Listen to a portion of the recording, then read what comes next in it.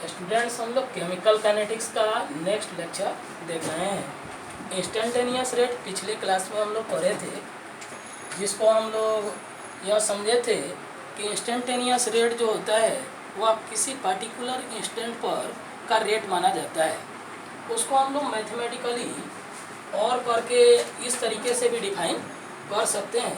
बोला जाता है कि कंसंट्रेशन वर्सेस टाइम के बीच जो कर्व प्लॉट किया जाता है, पार्टिकुलर टाइम पर जो टेंजेंट खींचा गया होता है उसके स्लोप को रिएक्टेंट के रिस्पेक्ट में हम लोग निगेटिव स्लोप बोलेंगे और प्रोडक्ट के रिस्पेक्ट में पॉजिटिव स्लोप बोलेंगे। उसे हम लोग इंस्टेंटेनियस रेट कहते हैं। It is defined mathematically as negative slope of tangent at a particular time on curve of concentration of reactants versus time. इसको हम लोग हिंदी में ऐसे समझते हैं, अभिकारक के सांद्रता तथा समय के बीच खींचे गए वक्र पर निश्चित समय के अंतर्गत निश्चित समय के संगत स्पर्श रेखा के ढाल को ताक्षणिक वेग कहा जाता है। अब हम लोग इंस्टेंटेनियस रेट के बारे में थोड़ा और नोट टाइप की बात होती है। बोला जाता है कि किसी रिएक्शन के ऑकर करते समय रिएक्टेंट का कंसंट्रेशन टाइम के रिस्पेक्ट में लगातार डिक्रीज करता रहता है, बट कांस्टेंट रूप से डिक्रीज नहीं करता, इसलिए उसके यूनिफॉर्म रेट होने का कोई सवाल नहीं होता। अतः हम लोग यह बोलते हैं कि किसी भी रिएक्शन के लिए एवरेज रेट का कोई सिग्निफिकेंस नहीं होता, उसका इंस्टेंटेनियस रेट ही ट्रू रेट होता है, वास्तविक रेट एवरेज रेट नहीं हो सकता। देन आफ्टर अब हम लोग को देखना है कि रेट ऑफ रिएक्शन का कैलकुलेशन हम लोग कैसे करेंगे। जो प्रॉब्लम्स में आता है calculation of rate of reaction. Rate of reaction निकालने के लिए rate of disappearance of reactant या rate of appearance of product को हम लोग स्टोइकियोमेट्रिक कोफिशिएंट से डिवाइड करते हैं। स्टोइकियोमेट्रिक कोफिशिएंट क्या है? तो बैलेंस इक्वेशन में जो मोल कोफिशिएंट होते हैं उसी को स्टोइकियोमेट्रिक कोफिशिएंट कहा जाता है। तो हम लोग let us consider a hypothetical example. A plus B से सी प्लस डी बन रहा है।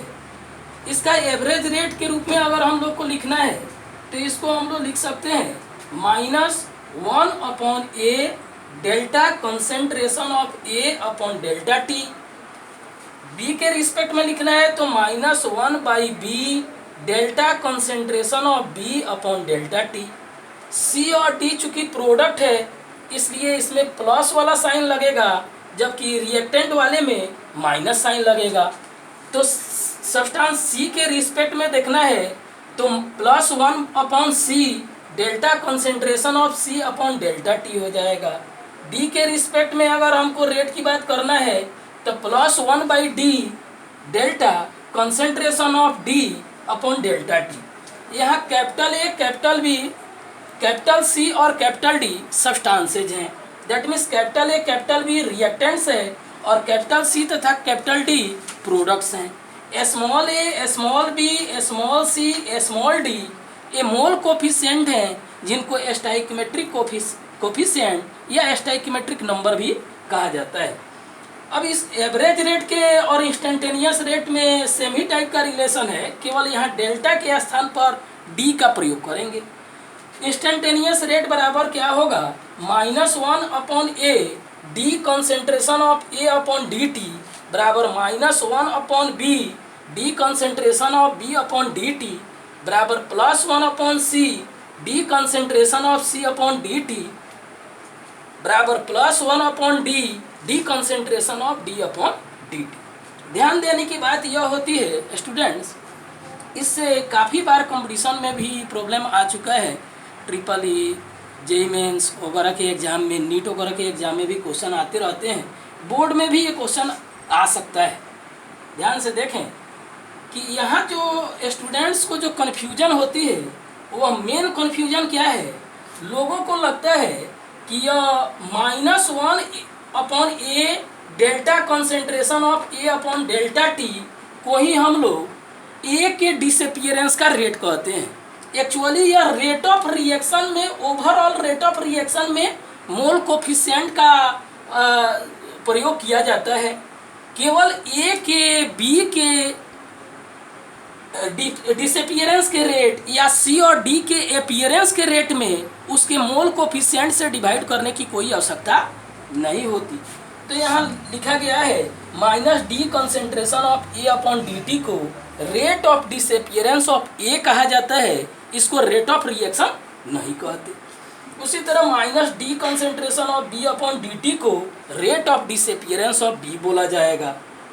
Plus d concentration of C upon D t को rate of appearance of C और plus d concentration of D upon D t को rate of appearance of D कहा जाएगा। सबसे मेजर ध्यान देने की बात है कि रेट ऑफ डिसअपियरेंस ऑफ ए को कंप्लीट रेट ऑफ रिएक्शन नहीं समझेंगे। इनमें से कोई भी डिसअपियरेंस या अपीयरेंस का जो रेट लिखा हुआ है वह कंप्लीटली रेट ऑफ रिएक्शन नहीं हो सकता। रेट ऑफ रिएक्शन के लिए उसके मोल कोफिशिएंट या स्टोइकियोमेट्रिक कोफिशिएंट से डिवाइड करना होगा। केवल डिसअपियरेंस या अपीयरेंस के रेट में कभी भी जो बैलेंस्ड केमिकल इक्वेशन है उसके मोल कोफिशिएंट से डिवाइड करने की आवश्यकता नहीं होती। हम लोग एक क्वेश्चन देखते हैं, न्यूमेरिकल प्रॉब्लम। यह एनसीईआरटी इन टेक्स्ट का क्वेश्चन है, क्लास 12 के एनसीईआरटी के इन टेक्स्ट का क्वेश्चन है।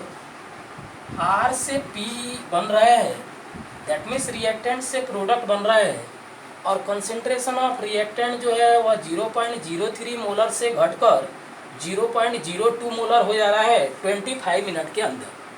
तो इस रिएक्शन का एवरेज रेट हम लोग को निकालना है।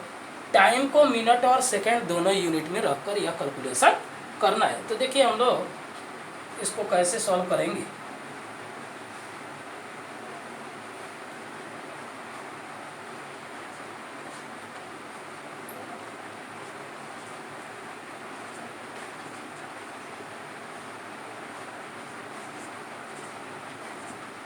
एवरेज रेट का फॉर्मूला क्या होता है? रिएक्टेंट के रिस्पेक्ट में हम लोग को रेट का फॉर्मूला लिखना है। तो यहाँ रिएक्टेंट आर है और याद रखिएगा इसका मोल कोफिशिएंट कुछ नहीं है, दैट मीन्स 1 है। तो minus delta concentration of R और अपॉन क्या हो जाएगा डेल्टा टी। यहाँ R का मोल कोफिशिएंट 1 है, दैट मीन्स स्टोइकियोमेट्रिक कोफिशिएंट 1 है। अतः इस फार्मूला में केवल डेल्टा R ही लिखना होगा, इसके अपॉन में कुछ नहीं किया जाएगा। 1 से डिवाइड करने से कोई अंतर नहीं आता, इसलिए इसका formula minus delta R upon delta T होगा। अब ये रिएक्टेंट का कंसेंट्रेशन डिक्रीज जो कर रहे हैं तो फाइनल कंसेंट्रेशन में से हम लोग इनिशियल कंसेंट्रेशन घटाते हैं चेंज इन कंसेंट्रेशन निकालने के लिए। फाइनल कंसेंट्रेशन यहाँ 0.02 है और इनिशियल कंसेंट्रेशन 0.03 है और अपॉन ये टाइम इंटरवल कितना दिया है मिनट में 25। इसको हम लोग सॉल्व करेंगे तो यह जो है 0.01 आ जाएगा और पॉजिटिव वैल्यू में आएगा। चूँकि फार्मूला में नेगेटिव लगा ही रहता है रेट को पॉजिटिव लाने के लिए। कभी भी रेट नेगेटिव में रिजल्ट नहीं आ सकता। अपॉन कितना 25 और यह जो वैल्यू है यह आ रहा है हम लोग को मोलर पर मिनट।